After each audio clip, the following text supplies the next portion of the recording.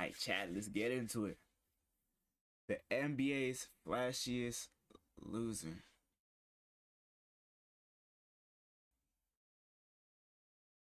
By Johnny. What does it mean to be a winner?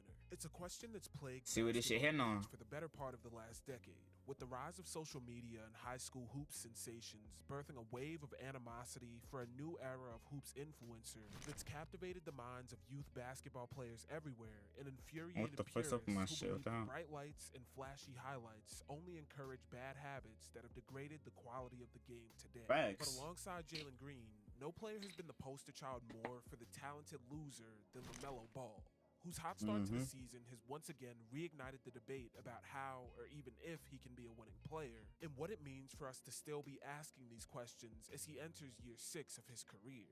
But a closer look at the timeline of LaMelo and the repeated roadblocks that have derailed the Hornets' attempts at contending reveal a consistent pattern of high-level some sport. Yeah, I ain't go back, bro. I don't even know much about cars. I'm keeping it about, bro. And off-court controversies that have come together. All I know is that BMW i8. That's it. In the modern NBA. So let's talk about LaMelo Ball, his failure to contend year over year, and discover how you build the NBA's flashiest loser. That's a fact, bro. With the level of hype and long story short, answer real quick, bro. The LaMelo Ball cycle is start of the season. If he plays at the start of the season, he plays for like the first 2 weeks. This nigga plays mediocre to, it's either mediocre he plays or he plays really good. Then something happens. This nigga's out for his knee, his ankle for about at least a month, minimum. No, minimum 2 weeks. Minimum 2 weeks. 2 months. Then he comes back and he either plays like super ass or he plays really good. He shows people like, damn, don't be sleeping on LaMelo Ball's name and shit. Then this nigga gets injured again after he doesn't play the rest of the season.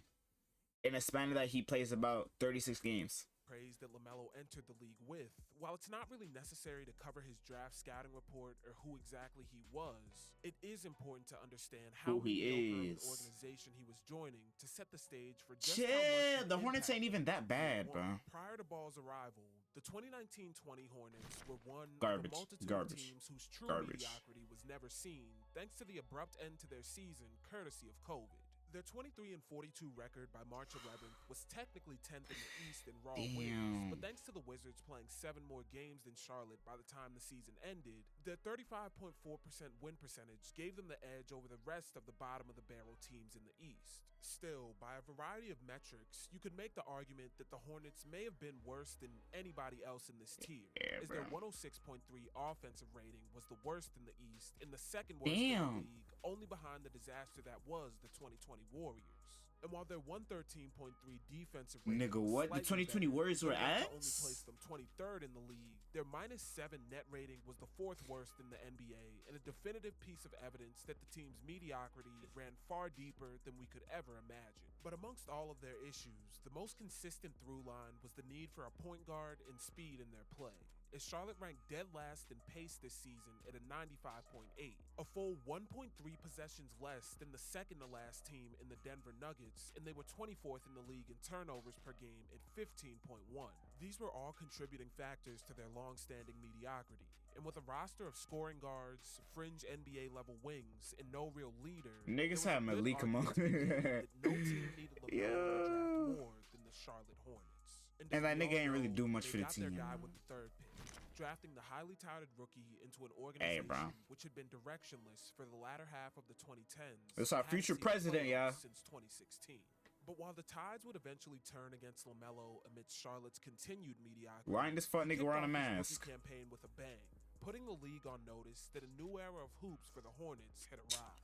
While his rookie average, damn, that jumper looks atrocious as fuck. 6.1 assists and 5.9 rebounds on 43.6% from the field and 35.2%. And with that bullshit, this nigga won rookie of the year. Rookie of the year like, come on. Anthony Edwards. LaMelo's true impact came in the form of speeding up and helping to optimize Charlotte's offense in the half court and especially in transition. While Charlotte would still find themselves toward the bottom of the league in pace, with their 98.3 possessions per game placing them just 21st in the NBA, Melo's minutes jump-started their offense, as while he was on the court, the Hornets' pace of play skyrocketed to a 103.35, which was 35th amongst all players in the league who played at least 50 games, and far and away the highest rate on the Hornets. Furthermore, LaMelo's 32.4% assist percentage was again easily the highest rate on Charlotte and good to place him in the 68th percentile amongst all guards this season. And while efficiency and turnovers were certainly a weak point for LaMelo on the whole this season, his lackluster shooting splits are largely skewed by his struggles in the final 10 games of the season where he returned from his wrist surgery. And prior to injuring himself, LaMelo's 38.9% from 3 and 39.9% from non-corner 3 specifically were good to place him in the 74th and 84th percentile respectively, and helped him to a 53.4% effective field goal percentage that placed him in the 65th percentile of all guards. Ultimately, Charlotte's new look was good enough to secure them the 10th seed and gave them a chance to compete for a playoff spot in the inaugural play-in tournament. But it was under the weight of playoff pressure and intensity that Charlotte completely crumbled, with their defense allowing a horrific We couldn't do shit, bro. We can't. We never able to get to the playoffs, you know. That embarrassed the franchise, and as we'll come to see, helped set the stage for the loser perception that's followed LaMelo ever since. All in all, though, while there were clear areas for growth in LaMelo's game, and he would have to cut down on the turnovers and become a more consistently efficient scorer, it was undeniable that the young guard had injected life into a franchise that had been without it for the better part of the last 10 years. And with Charlotte convinced that they had found their guard for the future, they shipped off Devontae Graham to clear up their guard room and drafted Kai Jones to develop as a modern. And that nigga, what did he do? Nothing. Nigga went cuckoo, bro. Ish Smith and Mason Plumlee to hopefully give the Rook more structure and stability to play. Niggas got Mason Plumlee and thought that was gonna help this nigga. We watched as a slightly bolstered roster and a fully healthy. Like the Hornets front office, y'all niggas are so fucking stupid. Y'all niggas see that LaMelo Ball is a rising star. Okay, boom, yeah, right. And Charlotte, and you see that this nigga is constantly getting injured over and over and over again. Nigga, get on this motherfucker's ass and make sure that he is strengthening his ankle. Curry in his first 4 or 5 seasons, he had like ankle issues, right? He went to the gym, he strengthened his shit, and now look at this nigga now, one of the greatest players that ever exist. LaMelo Ball, he has ankle issues. Get this nigga in the fucking gym to work on his ankle and strengthen his ankles, bro. I'm telling you right now, bro. When after an injury, the best way to prevent that injury to happen again, nigga, is working out that specific place that got injured. So then the muscles are strong around it. You're flexible on your ligaments, all that shit, and your joints is flexible. So next time when it goes into that range of motion that caused that injury, it doesn't cause it ever again. Y'all niggas need to get in this motherfucker's ass and stop being fucking stupid and get a mediocre ass niggas like Mason Plumlee, KJ Simpson, and McNeely, thinking that that shit's gonna help us get to the fucking playoffs. It's not. You're getting mediocre fucking shitbox niggas when you should be getting diamond in the rough ass niggas or hidden gems. Y'all niggas ain't doing no type of scouting reports, because if y'all niggas did scouting report, you would see this nigga McNeely's fucking dog shit. This nigga KJ Simpson's fucking dog shit. Mason Plumlee is butt. Like, come on, bro. Put the league on notice that the Hornets were as dangerous as ever. LaMelo's leap would be evident almost immediately in the 2022 season, as his averages of 20.1 points and 7.6 assists. These niggas ain't no type of danger, man. Shooting and 38.9% from 3 on 7.5 attempts a game were clear evidence that the flashes he'd shown as a rookie were very real, and earned him his first All-Star selection of his career, making him the 4th youngest All-Star in league history. Through this campaign, the additions of veteran depth pieces paid dividends for Ball, whose usage rate skyrocketed to a 30.4% over the course of the season, and subsequently allowed Charlotte to fully embrace the youthful speed with which he played. As the Hornets, I mean, when he do play, he plays really well sometimes.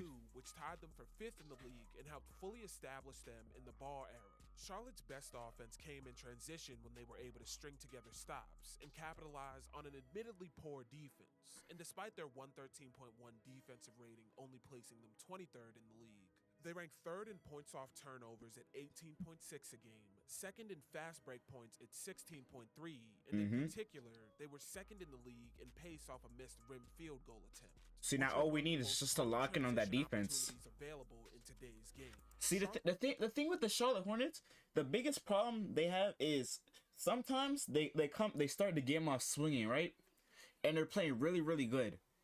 And around after the second half, sometimes they just become lazy as shit. Then after they either niggas pull away, which is most of the time the niggas get lazy as shit after the second half, and they forget how to play basketball, and they lose their will to fight.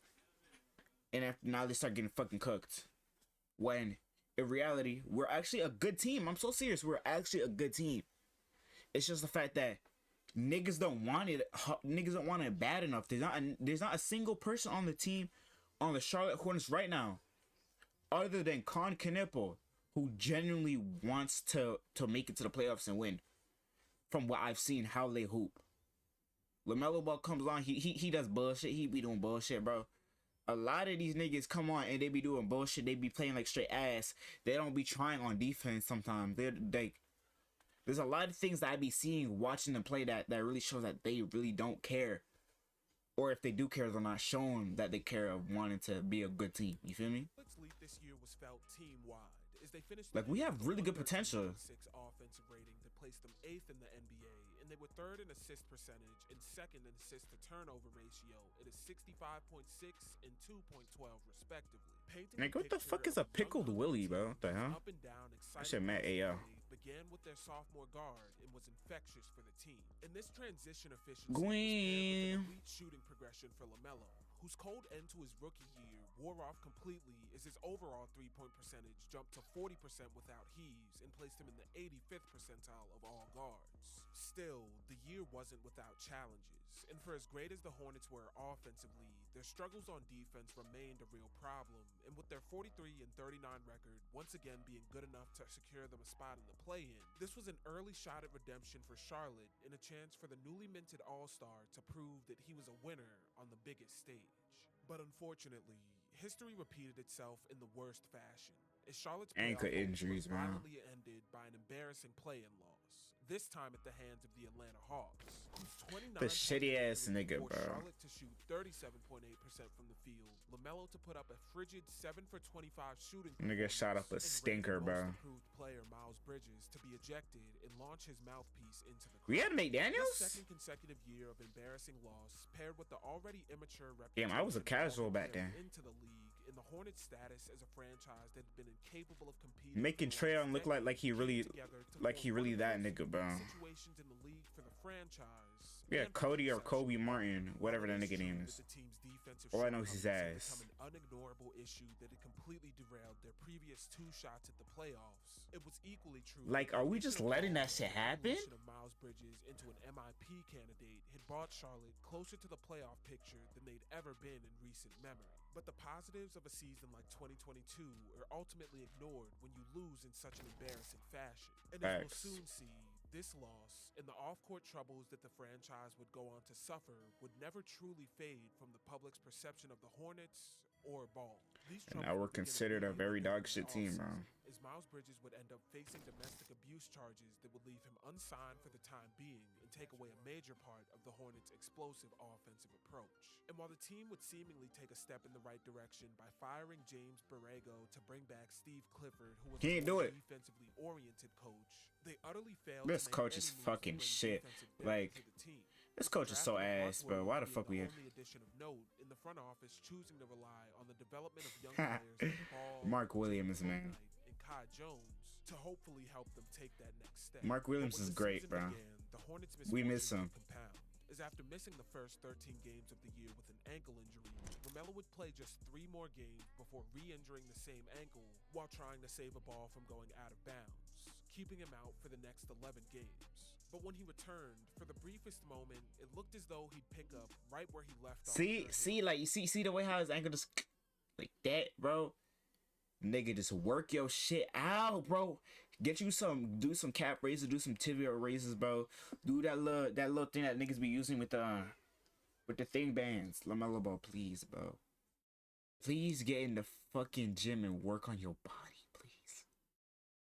I'm tired of the Hornets always being looked at as a fucking shit team when we're not. We're actually a great team. It's just niggas like it's just y'all niggas don't want it enough. Please, bro. Please be the start of the Hornets become a better team by getting in the motherfucking gym. Please. Melo. Please, bro.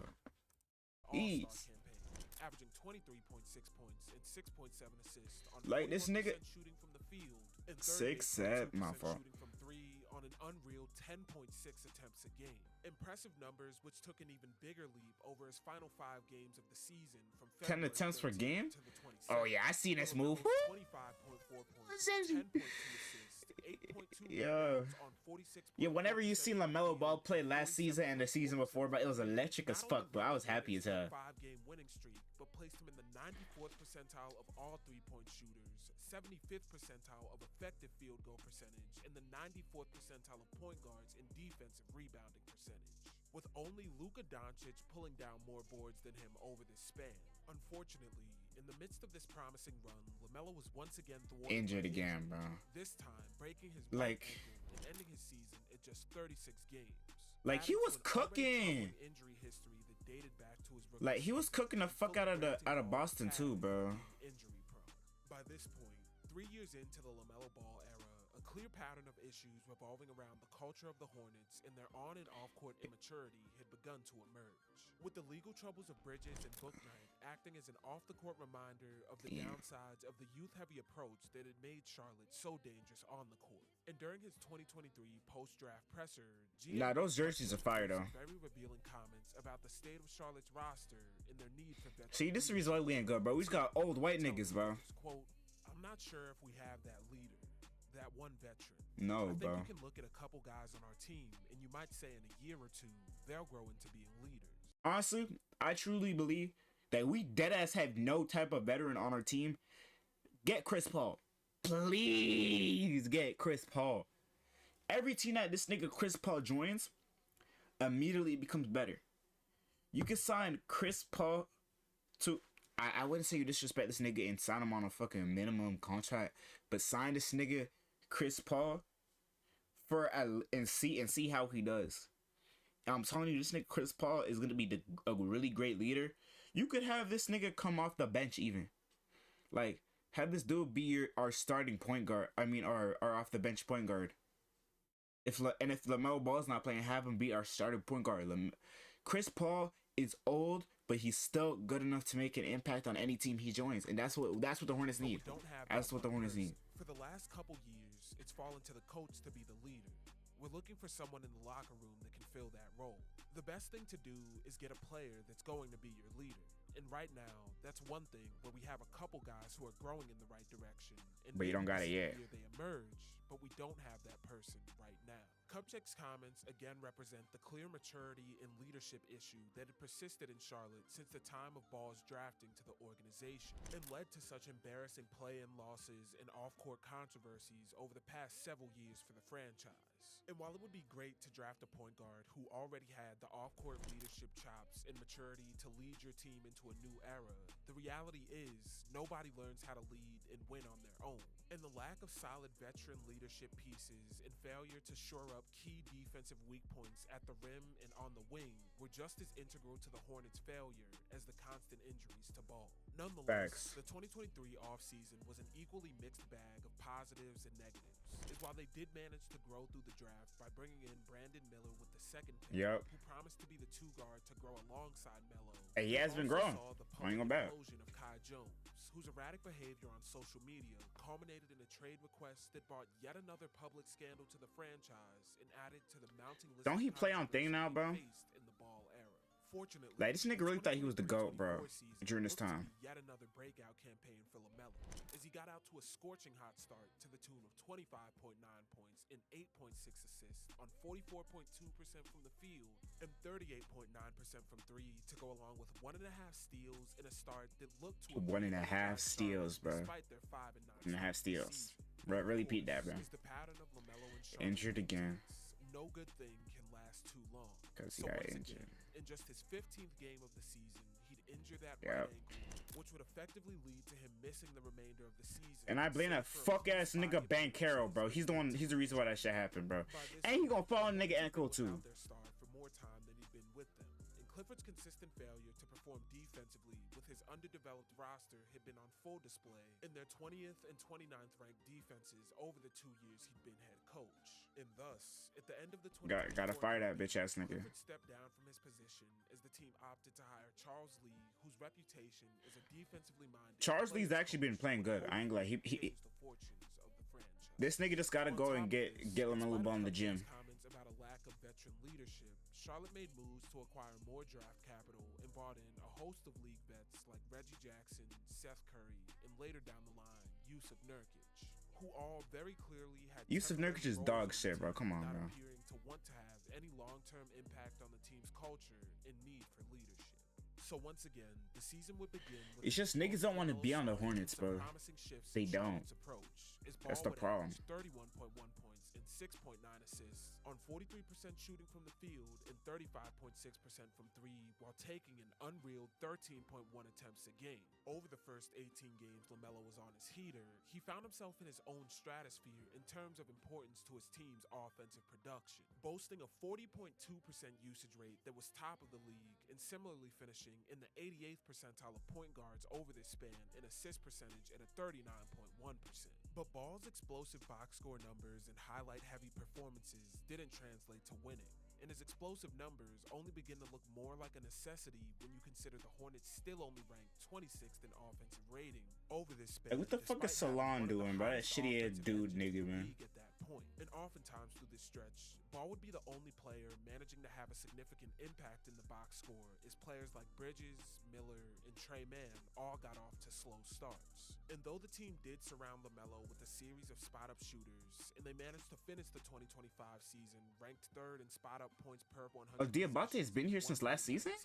Damn. Defensive identity I ain't even peeped that. Struggle under Charles Lee, with them finishing 24th in defensive rating at a 115.7. And it's of course no surprise that this season too featured a series of injuries to Ball, Miller, and Mann that further hampered an already struggling team who couldn't manage to string together consistent offense without any half-court options or floor generals to create for them. Yeah, why did we get injured so easily, man? And Ball again found himself unable to play 50 games as the Hornets continued to underachieve. The playoff debut of a Cade Cunningham, who'd been in similar losing situations to Ball, but he brought his team out the slums, man. Perpetually injured and perpetually losing star guard in Charlotte. And to begin the 2025-26 season, it once again appears that we've begun to see the same pattern play out, as a healthy LaMelo has again jumped out to a hot start, showcasing the flash and offensive prowess that made him such a touted prospect to begin with. Yet Charlotte's porous defense and early season struggles in the win column have once again reignited the claims of Ball himself being the root of Charlotte's failure, and receiving the infamous label of a loser from fans, commentators, and even NBA legends like Robert Horry. But as we've seen throughout this video, in the course of his career, the story of LaMelo in Charlotte is always only told through half-truths and hot takes that lack proper context. Facts. From the time he entered the league, he was given the Herculean task of transforming the fortunes of a franchise that had wallowed in mediocrity for the better part of the last half-decade. And yet, when he was able to be on the floor, it was clear as day how effective and important he was to shifting their offensive approach, with the team seemingly overnight taking on his personality and play style on the court, bringing excitement and some level of hope about the future of the team. And while early season losses in the play-in tournament and a failure to meaningfully develop on defense in spite of his 6'7" frame have admittedly remained holes in Ball's game and allowed him to reflect the general issues that the Hornets have faced through his tenure, these flaws have unrightfully been latched onto by critics who had their minds made up about the point guard's play style since he was in high school. And thus, no matter how many hot starts he gets out to and how many advanced metrics point to his positive impacts, the fact remains that the indecisiveness of the Hornets front office, multiple misses in the draft on players who were supposed to help usher them into the future, and a heaping dose of ankle injuries have all been ignored by national media pundits in favor of the headline-grabbing title of loser for LaMelo Ball. If you want to say that he's injury prone and his inability to stay on the court has impacted his team's ability to win, or that his loose personality that helps supercharge a meandering Hornets offense can lead to unnecessary turnovers while trying to play with speed, or even say that Ball's lackluster output on the defensive end can sometimes similarly impact the team. These are all valid takes that deserve to be engaged with, at least on some level. But to label a player who's either been too injured to compete when it matters most, or a victim of one of the most dysfunctional organizations of the modern era as being quote-unquote not a winner, is biased, reductive, and most importantly, just a lazy analysis of the past 6 seasons of his career. So hopefully this season, though it looks unlikely, Charlotte can at least manage to stay healthy enough to find a way to make a meaningful push to return to the playoff picture. Because otherwise, we're all in for another year of the LaMelo Ball cycle. But with all that being said, that's going to do it for this one. Hopefully. Nah, but real shit though, I'm not gonna lie. The Hornets do have a solid roster to where I do believe that we could actually make it to the playoffs if everybody is healthy and everybody plays on point, and we have a veteran like Chris Paul on our team. I do believe we can make it to the playoffs. A first round exit team, yes. A second round exit team, yes. Make it to the conference finals? Hell no, not yet. Of course, not yet. But I do believe we could actually make it to the playoffs if niggas actually liked it and we had somebody, and we had like a veteran, somebody that could guide us, and we don't get injured as much. Because I'm pretty sure we're the team who gets injured the most during the seasons. And this shit actually crazy, bro. We should do niggas need to go and check up on the niggas in Charlotte, bro. Cause how the hell is the niggas on the Hornets get injured the most? Damn.